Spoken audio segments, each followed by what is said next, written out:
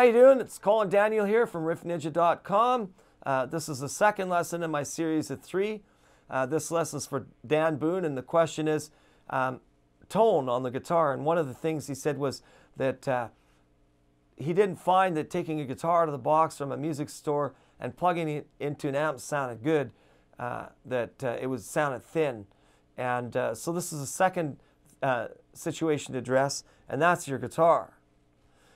Did you know that action on your guitar can affect the action? Is the height of the string, the height of the string to the fingerboard. The action on your guitar can affect the tone immensely. For example, in 1986, I got a chance to meet Stevie Ray Vaughan, and I actually got a chance to play a few riffs on his #1 Strat, the beat up one. And the action was really high. Like, for the average beginner, this would not be a good place to start. You'd have to build up your strength in your hand just to press the strings down. Like, I found that playing his guitar, because he had a heavy gauge string on it too, it's like, these are 10s on this guitar, which is I would call it a light gauge, not a super light gauge, but not 9 thousandths gauge, 9 thou gauge would be a lighter string. Now, for the shredders, the 9s back in the 80s were really popular. That's what they considered a standard gauge. Nowadays, 10 is more standard, so it goes gauge is 10, 11, 17, 26, 36, 46 in thousandths of an inch. And of course, the G is a plain string. Some players like G to be a wound one, the 3rd string that is, but that's not my preference. I like a plain string because then the bends are easier. So the tone is greatly affected by the thickness of your string and the height of the string. Now, it's unusual. I find that Fender Stratocasters with a single coil pickup in it, they're a lot thinner sounding than a humbucker.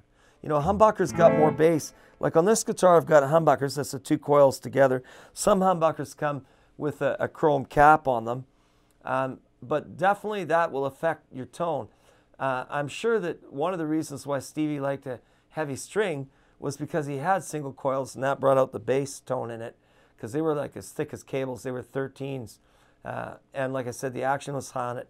You know, when I shook Stevie's hand, his hand was like, I've got a big hand, boys and girls, but this guy's hand was like a ½ inch around, bigger than mine. And he was shorter than me height-wise. I'm 5'9", and he must have been like 5'7", maybe, you know. He was fairly short, but he had a huge hand. So you see, a lot of this has to do with the size of your hands and how much strength you have. Because, man, the action, the height of the string on his guitar, very difficult to press down and get a clean chord, especially if you weren't playing every day. You know, like obviously Stevie played every day of his life and kept his hands up to par and really strong. I find that a 10 gauge string works, you know, fairly well. That's a good place to start. Some guys will use a thicker top string, like, you know, on your 6th, 5th, and 4th, they'll use a heavier wound string. I prefer a nice gradual step up in the strings, which is why I've got this gauge on this guitar. But you'll definitely find that single coils are thinner than humbuckers, and there's different variations of single coils and humbuckers too. For example, a P90, which is a large single coil, is kind of in between a humbucker. That will also affect your sound too. So the types of picks you use, whether you've got a single coil, a P90 single coil, or a Strat style single coil, or you've got a humbucker.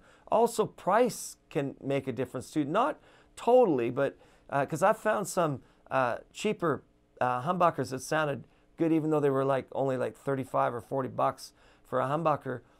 Whereas, you know, you might pay up to 120 or 140 for a Gibson classic humbucker or a custom wound Lolar humbucker. Definitely the price will have something to do with whether your pickup sounds really, really good or not. But I won't discount like cheaper pickups, because I have run into some cheaper pickups that are pretty fat sounding. And single coils definitely sound weaker, and the cheaper single coils are probably, out of all of them, the worst. I guess the worst sounding single coils I've ever heard, the thinnest sounding ones and the most microphonic, were the single coils from a Chinese Squire Strat. Those things are horrendous. But they got to cut the price somewhere because the guitar isn't worth very much to begin with. So the price you paid for your guitar and the pickup sit in it will definitely affect it, and the gauge of string and the height. 10's a good place to start. If your hand's really weak, you got to go to a thinner gauge. That will definitely affect your intonation on the guitar too when you try different gauges of strings. So that can be another issue too. I think we'll leave it at that. There's a lot of different personal preferences to gauge a string, and I can't say which one's better or worse. Even there's different tones out of different strings depending on the brand. Just remember, there's only 5 or 6 string winding machines in the world, so all these different brands, some of them are going to be very similar. Price of string can affect it too, not necessarily, but the price of string can affect it because sometimes if a string is cheaper, they've actually put less metal into the windings of the string. That can also affect it. So if you're using a cheap string, that can affect the richness of your sound. When you buy a new guitar and you pull it out of a box, the first thing that happens is they've put a cheap set of strings on the guitar. It's only there for packing purposes. The factory knows that, and it's a cheap set of strings. First thing you want to do is yank off the cheap strings and put on a decent set of strings and try it from there. Anyways, that's my step 2 to tone on the guitar and getting better tone, and we'll see you in the next lesson.